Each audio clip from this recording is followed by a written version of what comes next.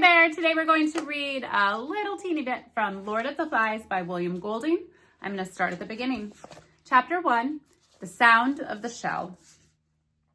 The boy with the fair hair lowered himself down the last few feet of rock and began to pick his way toward the lagoon. Though he had taken off his school sweater and trailed it now from one hand, his gray shirt struck to him and his hair was plastered to his forehead. All round him, the long scar, smashed into the jungle, was a bath of heat. He was clambering heavily among the creepers and broken trunks when a bird, a vision of red and yellow, flashed upward with a witch-like cry. And this cry was echoed by another. "Hi," it said. "Wait a minute." The undergrowth at the side of the scar was shaken, and a multitude of raindrops fell pattering. "Wait a minute," the voice said. "I got caught up." The fair boy stopped and jerked his stockings with an automatic gesture that made the jungle seem for a moment like the home counties.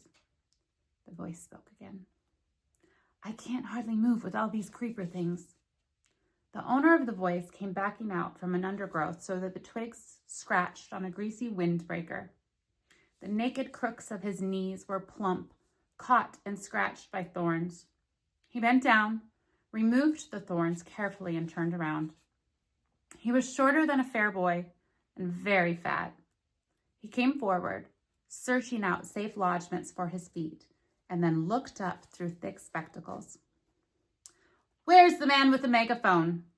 The fair boy shook his head. "This is an island. At least I think it's an island." "That's a reef out in the sea. Perhaps there aren't any grown-ups anywhere." The fat boy looked startled.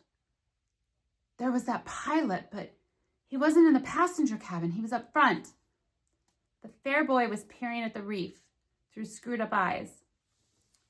"Oh, them other kids," the fat boy went on. "Some of them must have got out.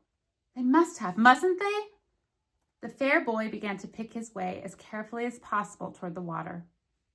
He tried to be offhand and not too obviously uninterested, but the fat boy hurried up after him. "Aren't there any grown-ups at all?" "I don't think so." The fair boy said this solemnly, but then the delight of the realized ambition overcame him. In the middle of the scar, he stood on his head and grinned at the reversed fat boy.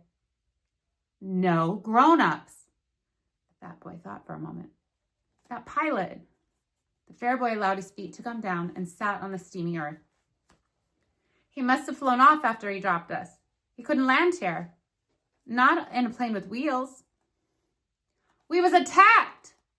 "He'll be back all right." The fat boy shook his head. "When we was coming down, I looked through one of them windows. I saw the other part of the plane.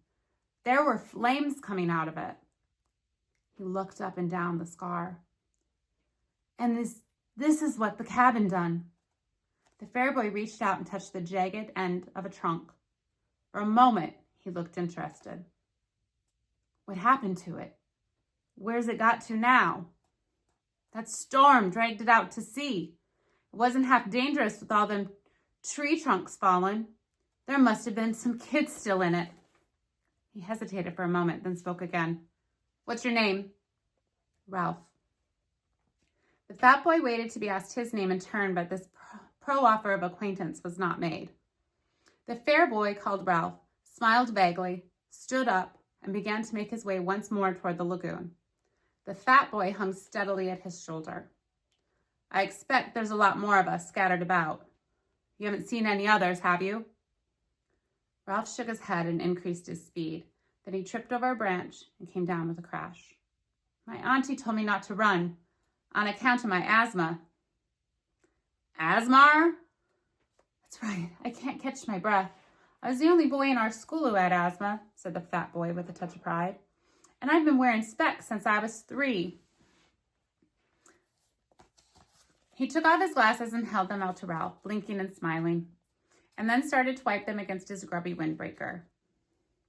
He smeared the sweat from his cheeks and quickly adjusted the spectacles on his nose. All right, and we are going to stop right there today on Books with Budowitz.